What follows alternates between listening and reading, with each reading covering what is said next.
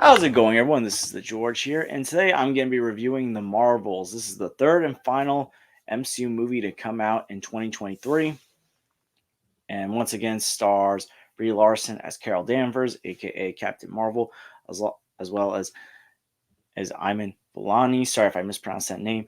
Tiona Paris as Monica Rambeau, and Samuel L. Jackson as Nick Fury. And in this movie, we're seeing Carol Danvers, Kamala Khan, and Monica Rambeau swapping places after something happens, and they're learning how to work together in order to stop a new threat.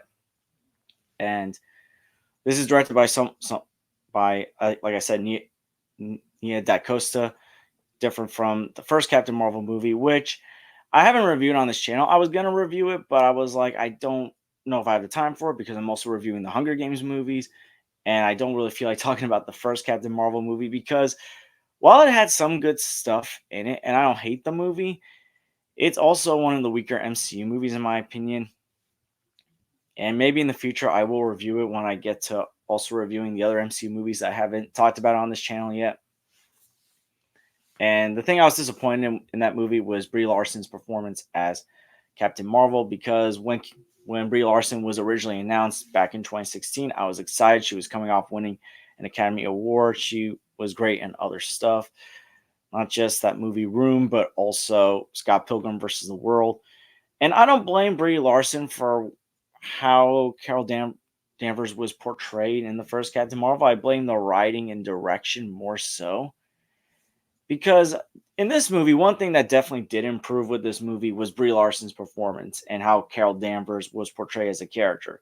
She came across as a lot more likable, a lot more heartfelt. There were a lot more heartfelt moments with her. She came across as much more caring and much more protective. And also, like, you understood how she felt about certain things, particularly her relationship with Monica Rambeau. And Tiona Paris was excellent as Monica Rambeau. I enjoyed her performance in WandaVision, and she was great in this film as well. Iman Vellani, I loved her as Miss Marvel in the Miss Marvel show. And she's, in my opinion, the heart and soul of this movie. I love her enthusiasm. I love how she's portrayed. There were a couple of times when I thought the fangirling over Captain Marvel was going to be annoying, but luckily they pushed back on it. But I wouldn't be surprised if she gets compared to Tom Holland's Peter Parker whenever he's on screen with Tony Stark, and how I know he's such a big fan of Tony Stark and all that. And Samuel L. Jackson's still pretty good as Nick Fury as always. And I will say this movie is definitely a lot more entertaining than the first movie. I think this was more enjoyable. And if I were to pick a Captain Marvel movie to go back and rewatch, I would probably rewatch the Marvels before I rewatch the first Captain Marvel movie. Some things that I wasn't expecting to make me laugh did make me laugh. I know not everyone's going to enjoy the singing planet stuff, but I actually enjoyed that. But it's more so the facial reactions of Kamala and Monica when they're on the planet. This is like a minor spoiler, so. But anyways, when they're on the planet and these people are starting to sing, their faces like what the heck's going on was funny. And the cat stuff, the Flarkin stuff was hilarious, but I'm a sucker for cat humor, so I did enjoy that stuff. Uh, Now I will say that this is better than Ant-Man the Wasp Quantumania and Thor Love and Thunder, or at least I enjoyed this movie more so than those movies.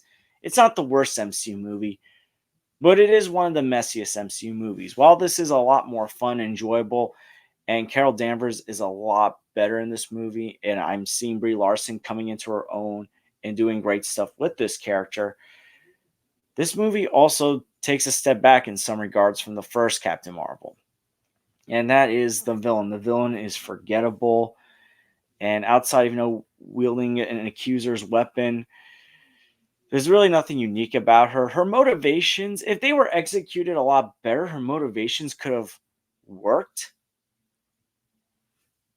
But it just felt like it was not executed well. They should have developed the villain a lot more. They should have did better with the motivations.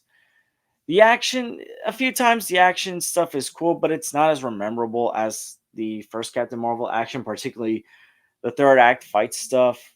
Definitely better in the first Captain Marvel than in the Marvels. Also, the runtime. This is around an hour and 40 minutes long. This is the shortest or one of the shortest MCU movies. And this is a movie that probably should have been 10 to 20 minutes longer. Not just to develop more time with the villain, but I also would have liked to have seen more Carol, Monica, and Kamala moments because the three actresses have great chemistry working together. And when they're bonding, when they're working together training, I enjoy those scenes. And it's like we could have had more of that, but it feels rushed. A lot of stuff feels rushed in this movie. It's really quick paced. And I don't know if that's because the first Captain Marvel felt like it dragged on and they wanted to make a quicker paced movie. But the thing is, for a movie where these characters are meeting up with one another, there's obviously a lot of history between Carol and Monica since the events of the first Captain Marvel movie. Because if you saw WandaVision, you know what happened to Monica Rambeau's mom. And it seems like, her and Carol, things are a bit tense between them. And you could have had more development. When that stuff's happening, it's working out well, but it just feels rushed. And the first Captain Marvel movie, while it's not as enjoyable and I'm not as big of a fan of Captain Marvel's character as I am in this movie, the serious stuff was handled better in the first movie than in this movie. And while it did feel slow paced, at least like it felt like we were getting some development, with Carol getting her memories back, learning the truth about the Kree and the scrolls. It just feels like here things are getting rushed. The third act felt very rushed, and what should have probably been a way more emotional conclusion to the movie just felt rushed over. And, you know, post Endgame, I know we've had some ups and downs, but when we've had emotional endings, it felt like they were handled a lot better. Spider-Man No Way Home's ending was handled a lot better. Guardians of the Galaxy Volume 3 ending was handled a lot better. Black Panther Wakanda Forever's ending was handled a lot better. Here it just felt very rushed. And they probably should have just slowed it down. They should have just added an extra 10 to 20 minutes for this movie in general. And I don't know if that was the director's decision or Marvel's decision, but this movie, they didn't this the actresses and characters deserve a lot better than what they were given. I'm not saying this is a terrible movie. It's not the worst MCU movie, but this movie actually, in my opinion, had more potential to be a lot better than it did if you just developed the villain better, had more scenes that were more emotional, that had the three heroes bonding together, and it wasn't executed all that well. And then when you have the setup stuff at the end, I'm not going to get into spoilers, but the hints and setups for future stuff, it sounds cool. It looks cool. It's great to see certain faces again, particularly in the mid credits scene. But then you're asking yourself, okay, when are we going to see this stuff though? Because they still haven't acted on certain mid credit scenes or post credit scenes from previous MCU movies. We're still waiting for certain stuff to happen. Who knows when certain stuff's going to happen because stuff's getting delayed due to coming off the actor strike and Marvel trying to handle stuff a lot better. So it's like, yeah, it's cool, but we're getting wise. When are we actually going to see this stuff? When are we actually going to see this face again or see this certain plot you're setting up again? Overall, the Marvels, while I had fun with this movie, I will say it's very entertaining and enjoyable. It's got the messiest plot in the MCU, or one of the messiest. Like I said, I enjoyed it more than Thor: Love and Thunder and Ant-Man and the Wasp: Quantumanium. It's not the worst. Thor: The Dark World's still my least favorite. I would say I like this a little bit more than the first Captain Marvel movie, but the first Captain Marvel movie still handled the serious stuff in the action better. I did like Brie Larson a lot more as Carol Danvers in this movie as Captain Marvel. And I hope the rumors of her wanting to jump ship because of how she's been received as Captain Marvel aren't true, because I really enjoyed her performance in this movie. And I think, letting her go off in this movie, while it felt like she was held back in the first movie, we're starting to see her come into her own. So I really hope she doesn't leave because of this. I know the Marvels isn't doing that well at the box office so far, so who knows what's going to happen with this franchise. Uh, I still like the characters of Kamala Khan and Monica Rambeau as well.